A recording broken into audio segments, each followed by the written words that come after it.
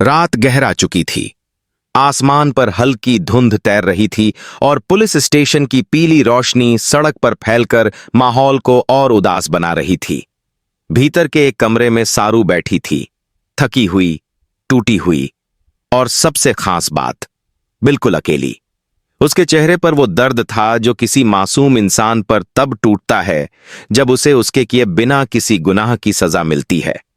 सारू बार बार खुद से वही सवाल पूछ रही थी, मेरे साथ ही ऐसा क्यों हुआ? मैंने क्या गलत किया था? उसे याद थे वो पल जब अचानक पुलिस उसके घर आ गई, जब सबके सामने उसे हथकड़ी लगाई गई, जब पूरे मोहल्ले के लोग दंग रह गए।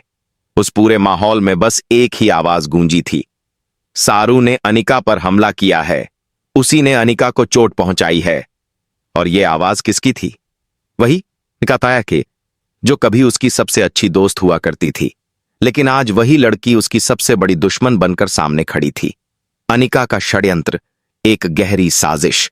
अनिका ने न सिर्फ झूठ बोला था, बल्कि पूरी कहानी बहुत चालाकी से रची थी। रोज रोज सारू को नीचे दिखाना, उसे बुरा साबित करना और आखिरकार उसे जेल भिजवा देना, ये सब अनिका की पहले से बनाई हुई योजना का हिस्सा था। वजह? वेद। वेद, जो अनिका की जिंदगी का वो हिस्सा था जिसे वो किसी भी कीमत पर खोना नहीं चाहती थी। लेकिन वेद के दिल में तो बस सारू थी।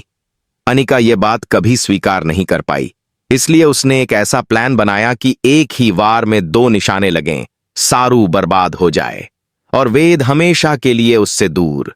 जेल में सारू, टूटती उम्मीदें, सारू का मन हर बीतते मिनट के साथ और भारी होता जा रहा था। उसके दिमाग में बस चंद चेहरे घूम रहे थे, उसकी मां, वेद और वो सारे लोग जिनके सामने उसकी इज्जत मिट्टी में मिल गई थी। वह डर रही थी कि कहीं यह आरोप उसके पूरे भविष्य पर धब्बा न बन जाए, कहीं लोग हमेशा उसे अपराधी की नजर से न देखें, कहीं उसका करियर, सपने, सम्मान सब कुछ खत्म न हो जाए। लेकिन सबसे ज्यादा दर्द उसे इस बात का था कि वेद उससे दूर हो जाएगा। भले ही दिल में डर था, लेकिन एक उम्मीद भी थी, वेद जरूर आएगा, वो मुझे बचाएगा, वो मुझे समझेगा। और तभी कदमों की आवाज ने उसके दिल की धड़कन तेज कर दी। वेद का पुलिस स्टेशन में प्रवेश, उसके चेहरे पर जुनून। पुलिस स्टेशन का बड़ा दरवाजा तेजी से खुला। तेज कदमों से अंदर आता वेद गुस्से से भरा, आंखों में आग, सांसें तेज। ऐसा लग रहा था जैसे वो अकेला ही पूरी दुनिया से लड़ने आया हो। उसकी आवाज गूंज उठी, कहां है सारू? उसे किसने पकड़ा? किसने झूठा केस दर्ज करवाया? इंस्पेक्टर ने शांत रहकर कहा, देखिए वेद जी, शिकायत साफ है। अनिका मेहरा ने बयान दिया है कि सारू ने। वेद ने टेबल पर हाथ मार दिया, वो झूठ बोल रही है, मैं साबित कर दूंगा। इंस्पेक्टर ने चश्मा उतारकर उसकी ओर देखा, साबित कीजिए, फिर हम कार्रवाई करेंगे। और वही पल था जब वेद ने फैसला कर लिया, आज की रात मैं अनिका का चेहरा दुनिया के सामने बेनकाब किए बिना नहीं जाऊंगा। अनिका की चालें।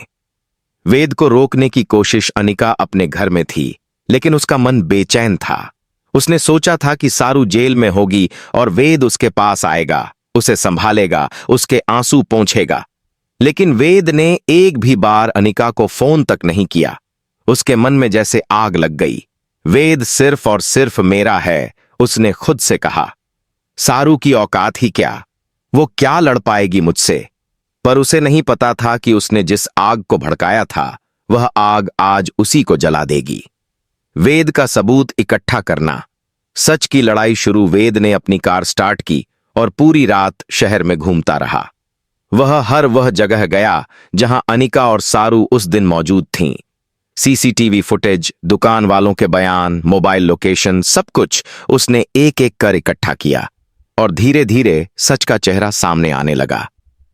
अनिका का पूरा प्लान उजागर हो रहा था। अनिका ने खुद को हल्की चोट पहुंचाई थी। उसने नकली गवाह तैयार किए थे। उसने अपने फोन से ऐसे मैसेज बनाए थे जो सारू को दोषी दिखाते थे। उसने सीसीटीवी के ब्लाइंड स्पॉट में सारे ड्रामा किए थे। वेद का दिल हर सबूत के साथ और जल रहा था। वो सारू के साथ इतना बड़ा खेल खेल गई और मैं सोच भी नहीं पाया। वह खुद को दोषी मानने लगा था, लेकिन उसने खुद से वादा किया, अब और नहीं, आज सच दुनिया के सामने आएगा। सुबह होने से पहले वेद का पुलिस स्टेशन पहुंचना रात खत्म होने को थी। हल्की भोर की रोशनी आसमान पर उभर रही थी। वेद सबूतों से भरा एक फोल्डर लेकर पुलिस स्टेशन में पहुंचा। इंस्पेक्टर ने फाइल खोली और जैसे जैसे पन्ने पलटते गए, उनकी भौहें सिकुड़ती चली गईं। आखिरकार उन्होंने वेद की तरफ देखा। ये तो साफ साबित करता है कि शिकायत झूठी है। वेद की आवाज कांप गई। तो आप सारू को छोड़ देंगे? इंस्पेक्टर ने तुरंत कहा। हां, अभी। जेल का ताला खुला और कुछ सेकंड बाद वेद और सारू आमने सामने थे। सारू का टूटना और वेद का पकड़ा हुआ हाथ। सारू बाहर आई तो उसकी आंखों में इतना दर्द था कि वेद तक उसका असर महसूस कर सकता था। सारू ने धीमी आवाज में कहा, वेद, क्या तुम मुझ पर विश्वास करते हो? वेद ने तुरंत उसका हाथ पकड़ लिया। मैंने कभी विश्वास करना छोड़ा ही नहीं।